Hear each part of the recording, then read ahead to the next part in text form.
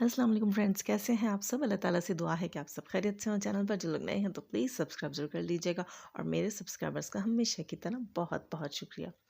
Friends, इंसाफ बीबी जो है वो आलती पालती मार कर बेड के ऊपर बैठी हैं जी। उन्होंने बेटी को जन्म दिया है अब से कुछ देर पहले। ऐसा ही था उनके व्लॉग में। खैर, उसके ऊपर भी बात करेंगे और बात की जाए सबसे पहले जी बेबी के फेस रिवील के ऊपर। वो कहते हैं ना, बकरा किस्तों में ईद पे दिखाया जाता था पाकिस्तान में। बड़ी ईद पर अक्सर इस तरह के सिटकॉम्स आते होते हैं बकर ईद के ऊपर। तो यहाँ पर जी इन्होंने कहा हम बच्चे का फेस रिवील 3 दिन में करेंगे किस्तों पर। तो हमने कहा क्यों ना हम दिखा दें आपको बेबी का फेस। जी बिल्कुल, बेबी का फेस हो चुका है रिवील। और मैंने सोचा कि ये तस्वीर जो है मैं अपने फ्रेंड्स के साथ, अपनी जो है ऑडियंस के साथ ही शेयर कर दूं। क्यों ना इस खुशी को हम भी सेलिब्रेट कर लें। बच्चा माशाल्लाह बहुत प्यारा है, सेहतमंद है। अल्लाह बच्चे के नसीब अच्छे करे। बस एक चीज़ है कि अज़ान जो है बच्चे ने दी, उसके भाई ने दी, बहुत खुशी की बात है। अल्लाह ताला जो है इस बच्चे की मोहब्बत को कबूल करे। लेकिन लेकिन अज़ान का जो एहसन तरीका है कि सुन्नत रसूल होनी चाहिए चेहरे के ऊपर, यानी कि कोई बड़ा जो है नौजवान जो है वो अज़ान देता। अ, इनको चाहिए कि किसी बड़े से भी अज़ान दिलवाएं, क्योंकि बारिश तो ना इनके हस्बैंड हैं ना इनके घर में कोई और। खैर, दूसरी चीज़ क्या थी, मुझे कंफर्म नहीं है इस बारे में, ठीक है, लेकिन हमारे यहाँ ऐसा कहा जाता है कि नमाजी हो, बारिश हो। खैर, बच्चे तो मासूम होते हैं, बच्चे तो पाक होते हैं, बच्चों से ज़्यादा पाक कौन हो सकता है। लेकिन अज़ान थोड़ी सी आगे पीछे हुई बच्चे से, वो भी दुरुस्त होनी चाहिए और दोनों कानों में अज़ान होनी चाहिए, ये तरीका होता है। खैर, मेरा मशवरा तो यही है कि दोनों कानों में अज़ान दे दी जाए तो ज़्यादा बेहतर है। बहुत सी चीज़ें आपकी फैमिलीज़ में वैसे ही गड़बड़ चल रही हैं, तो थोड़ी सी चीज़ पे तवज्जो दे दें, शायद कोई बच्चा ही अच्छा निकल आए। नाराज़ मत होइएगा, ठीक है। अब बच्चे सारे अच्छे होते हैं, अल्लाह सबके बच्चों को नेक करे, उनके नसीब नेक भी करे और अच्छे भी करे और बहुत खूबसूरत करे। किसी माँ बाप को अल्लाह ताला उनके बच्चों का दुख ना दिखाए। दोस्तों, बात करेंगे, बहुत सारे टॉपिक्स हैं, लेकिन सबसे पहले बात करूँगी मैं जनाब रुबीना आंटी की। जी, रुबीना आंटी जो हैं वो अपने व्लॉग में दिखा रही थी अपने फ़ादर, जो कि ख़ुद उनसे 10 साल बाद मुलाकात हुई है। उनके फ़ादर के भी कुछ रोज़ पहले, जब वो सितारा यासीन की अम्मी पाकिस्तान पहुंची हैं, तो रुबीना को अपने अब्बा याद आए हैं और रुबीना आंटी जो हैं वो अपने अब्बा से मिलने गई हैं। 10 साल पहले उनकी एक आध मुलाकात हुई होगी, क्योंकि उनके अब्बा ने, क्योंकि रुबीना आंटी 10 साल की तो है नहीं, रुबीना आंटी जो हैं वो चंद ही साल की हुई होंगी जब उनके अब्बा ने उनको घर से निकाला था, उनको, उनके भाई नदीम और उनकी अम्मी हुजूर को घर से निकाल दिया था। उसके बाद उन्होंने अपने बच्चों को नहीं पाला, उनका ख़र्चा नहीं दिया, कुछ भी नहीं किया। और अब बीच में इक्का दुक्का बारी मिली होंगी, लेकिन 10 साल के गैप से ये अब मिली हैं। लेकिन सऊदीया जाने के बाद इंसाफ बीबी से उन्होंने अपने अब्बा हुजूर की बात करवाई है। आई थिंक हॉस्पिटल जाने से पहले, जब इंसाफ बीबी डिलीवरी के लिए हॉस्पिटल जा रही थी, बेबी की डिलीवरी के लिए। अच्छा, ये मैं नहीं जानती इंसाफ बीबी ने अपनी अम्मी से बात की थी, नहीं की थी, लेकिन ये हम जानते हैं कि उन्होंने अपने उस अननोन अंकल से बात की। अननोन मैं इसलिए कहूँगी कि वो उनके कुछ भी नहीं लगते ना, मतलब रिलेटिव ही नहीं है। उनकी मदर के एक एक्स हस्बैंड हैं, जिनसे उनका कोई रिश्ता नहीं है, कोई ताल्लुक़ नहीं है। वो उनसे बात कर रही हैं जहाँ उन्हें अपनी अम्मी से दुआएँ लेनी चाहिए, अपने अब्बू से दुआएँ लेनी चाहिए। उनके ससुर अब्बू भी वो हैं और अब उनकी अम्मी के हस्बैंड भी हैं।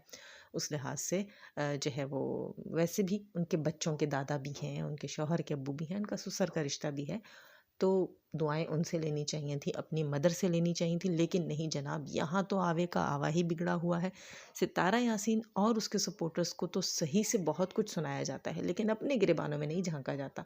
इन सवालों के जवाबात इनके पास बिल्कुल भी नहीं होंगे कि इनकी जो इंसाफ बीबी है, उन्होंने गैर शरई रिश्ता जो है, जिससे कोई रिश्ता ही नहीं बनता, उस बंदे से बात कर ली, लेकिन अपनी माँ को राज़ी नहीं किया। ऐसे टाइम पर माँ से नहीं कहा कि मुझे माफ़ी दें, मेरे लिए दुआ करें।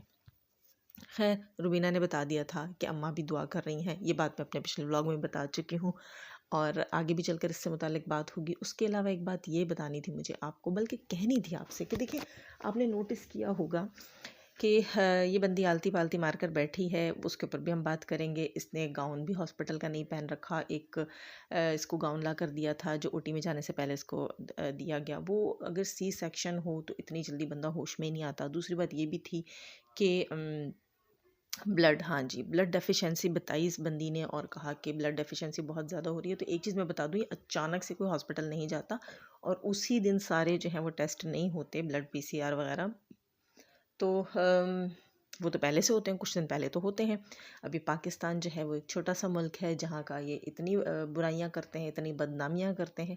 यहाँ पर भी हॉस्पिटल्स में, अच्छे हॉस्पिटल्स में जो है वो पहले से ही तमाम चेकअप्स होते हैं, रूटीन चेकअप जो होते हैं। और लेडीज़ को जो है जब जो है उनके डिलीवरी का डेट करीब हो, उससे 1 हफ़्ता, 1.5 हफ़्ता, 2 हफ़्ता पहले ही बुला के तमाम रूटीन चेकअप्स कर लिए जाते हैं कि एचबी लेवल क्या है और क्या नहीं है। ये जी अचानक हॉस्पिटल जाती हैं जिनको पहले से डेट बताई गई और वहाँ जाके पता चलता है जी ब्लड डेफिशिएंसी है। ऐसा थोड़ी होता है। बहुत सारी ऐसी ड्रिप्स होती हैं जो ब्लड बनाने के लिए होती है, वो पहले से ही दी जाती हैं, पहले से स्टार्ट कर ली जाती हैं, लेकिन नहीं। सारी स्टोरी थी जी, सारा ड्रामा था, कुछ ऐसा नहीं था, कोई सी सेक्शन वैक्शन नहीं था। सी सेक्शन के बाद जो है जब ब्लड की भी डेफिशिएंसी हो तो इसका मतलब है ब्लड चढ़ा, ब्लड लगाया गया उसको। जब ब्लड लगता है ना दोस्तों, तो ये हालत नहीं होती कि आप इतने मज़े से गप्पे हाँक रहे हों और आपका जो है उठना बैठना बिल्कुल ठीक हो, ऐसा नहीं होता कुछ भी। स्वेलिंग होती है, फेस के ऊपर स्वेलिंग हो जाती है, रंग आपका जर्द हो जाता है।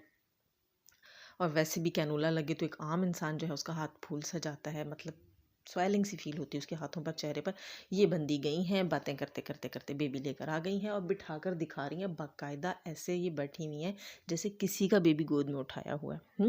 मैं ये नहीं कह रही बच्चा इनका नहीं है, वो मैं आगे चल के भी शायद मैंने इसमें बात की है। खैर, तो बात कर रहे थे हम कि रुबीना आंटी को पाकिस्तान से बुलाया गया और बेड के कोने पर बिठा दिया गया। खुद ही जो है वो खुशी मनाई जा रही है, कभी एक की गोद में बच्चा, कभी दूसरे की गोद में बच्चा, और बच्चे के कान में अजान। खैर, अजान तो रुबीना आंटी नहीं दे सकती थी, लेकिन घुट्टी चटाने की बात, बच्चे का नाम रखने की बात, वो सब कुछ इनके बीच में डिसाइड हो रहा था। वो बेचारी जो है एक साइड में बैठी हुई बस इनकी हंसी में हंस रही थी। हमारे यहाँ तो ऐसा बिल्कुल भी नहीं होता, बहुत रिस्पेक्ट दी जाती है। अगर इतने दूर से आप किसी को बुला रहे हैं तो जब वो आपके बच्चे की पैदाइश पे आपके पास होता है, इतनी ज़हमत करता है, इतनी तकलीफ़ करता है, इतनी दूर से आता है, तो फिर उसे इतनी रिस्पेक्ट दी जाती है कि कम से कम घुट्टी उससे चटवाई जाती है, बच्ची का नाम वो डिसाइड करते हैं। मैं खुद अपनी फैमिली में अगर किसी के साथ कभी गई हूँ, कितने लोगों के साथ में गई हूँ ऐसे मौक़ों पर, कितनी लेडीज़ के साथ, तो उन्होंने इतनी रिस्पेक्ट तो दी है कि बच्चा जो भी है उसको घुट्टी चटवानी और उसके अलावा नाम डिसाइड करना बहुत से बच्चों का। लेकिन पता नहीं इनके यहाँ क्या रिवाज है, मुझे तो लगता है जी उनको बस भांडे धोने के लिए उन्होंने बुला लिया है, रुबीना आंटी को, हाँ, कि आप भांडे धोएं और आप जो है वो बच्चियों की चौकीदारी करें, बस ऐसा ही कोई सीन है। बाकी तो वहाँ कोई रिस्पेक्ट नज़र नहीं आ रही। वैसे भी दोस्तों कुछ समझ नहीं आती इन लोगों की, लेकिन ये चीज़ है, ये चीज़ बुरी लगती है, इतने दूर से आप किसी को बुलाएं और उसे रिस्पेक्ट ही ना दें। इसीलिए जो उनके बेटे उनके जाने के ऊपर खुश नहीं थे। खैर,